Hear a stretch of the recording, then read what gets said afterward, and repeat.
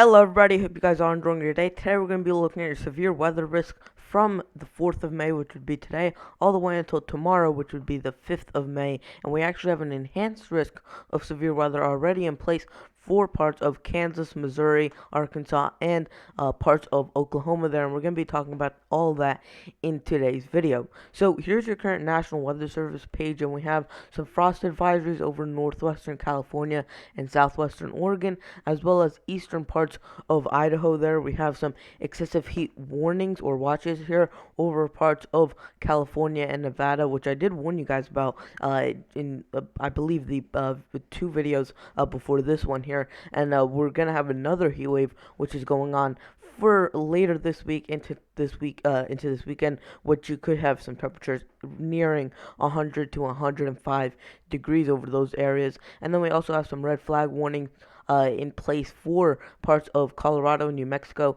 and Texas. We have some heat advisories in place for southernmost Texas and southernmost California there. And then we have some severe thunderstorm watches in place for parts of Missouri and Kansas. And then we have freeze watches in effect for parts of western upstate New York. So here's your current storm prediction center page, and we have a marginal risk in place coming from South Carolina, Georgia, and then kind of horseshoeing northward through parts of Missouri and Kansas, and then coming southward through Texas. Then we have a slight risk in place anywhere in the yellow, which would be for Tennessee, Kentucky, Illinois, Missouri, Arkansas, Kansas, Oklahoma, northern Texas, and then through and then we have a enhanced risk there for parts of Oklahoma, a little bit of Arkansas, Kansas, and Missouri there. So here's your tornado risk, and it is fairly small, but I do think you will see one or two tornadoes, probably an EF0 to an EF1 tornado there. Sorry about that. It refreshes every 5 minutes for the Storm Prediction Center page. So we have a 2% chance in that green and a 5% chance in that brown there. And then for your wind risk, we have a 5% chance in the brown and a 15% chance in that yellow. And definitely your highest risk is going to be for that hail there, where we have a 5% chance in that brown, 15% chance in that yellow, a 30% chance in that red, and then anywhere in that black hatched region, you have a significant risk of seeing 2-inch diameter hail or greater. And this is all the Storm Prediction Center's forecast, and then we'll go into the models in just 1 minute. So this was all for today. Now let's look at for tomorrow, and we have a much lesser risk for tomorrow. We have a marginal risk over northern Georgia, parts of western parts of North Carolina, westernmost Virginia, and then into eastern Tennessee there. Your tornado risk, looking at a 2% chance there for western North Carolina, eastern Tennessee, and western Virginia. And then your wind risk, we have a 5% chance there in that brown, and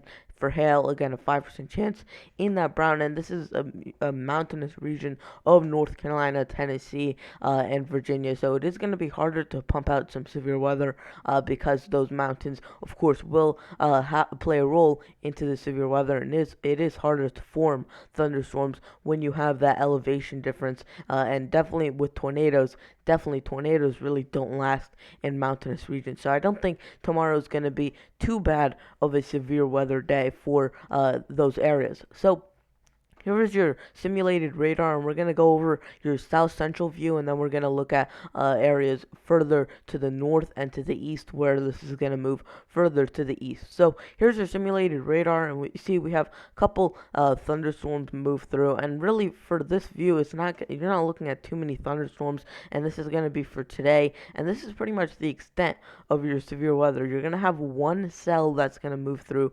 Oklahoma, and then it's going to move through Arkansas.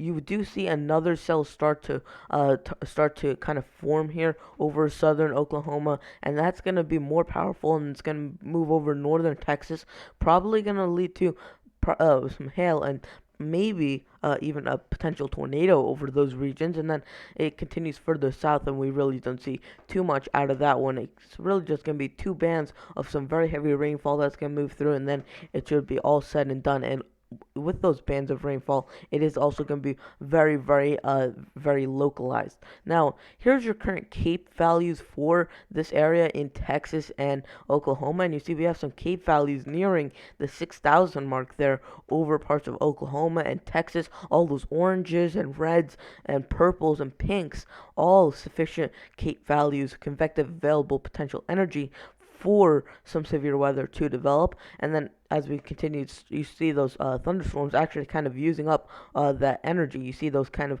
pockets of white in between all the CAPE values.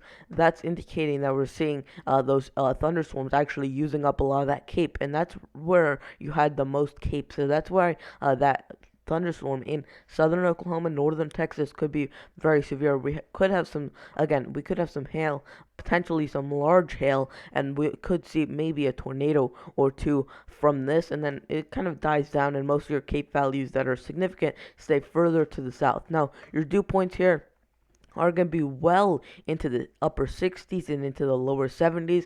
You only really need a 60, and you see that 60 would be that the first shade of yellow, and we're well within that for many of these areas throughout the south central United States. And we actually kind of go up a little bit. We have some mid 70s in terms of your dew points, and then it kind of crashes, and then your dew points go back into the 40s and the 50s for many locations.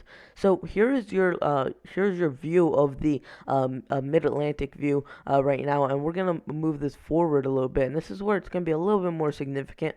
We have you can see some thunderstorms over Missouri, and those are gonna be moving eastward. You have some multiple bands of thunderstorms that are gonna be moving over that area, and then it starts to move further to the east by Tuesday morning, and then you start to see those thunderstorms pop up throughout western Virginia, western North Carolina, and through eastern Tennessee and Kentucky. So really, these thunderstorms that are moving through this area, not going to be too significant, but definitely as you get further and further to the west, they will be more and more significant in terms of your thunderstorms. Also, something to note out: the NAM 3cam models, which is the model that we're looking at, is pointing out some snowfall potentially here for Pennsylvania, West Virginia, and Maryland, as well as they're putting a little bit of snow showers for Ohio and into Indiana. Now, this is very unrealistic, and I just wanted to kind of pull up the National Weather Service's forecast for this. This is going through all the way through Thursday, which would cover that event that this NAM 3cam model is showing,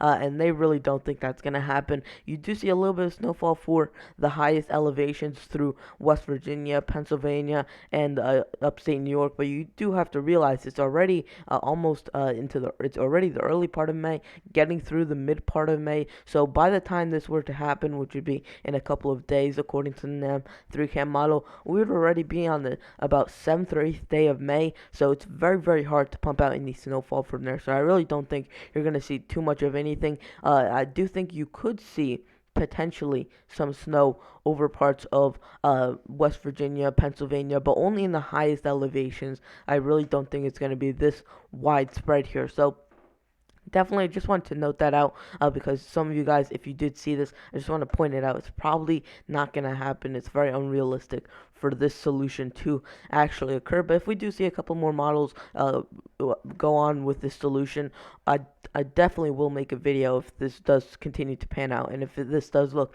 like it will actually happen, then I'll definitely make a video. But for right now, it doesn't look like it's going to be something too significant here.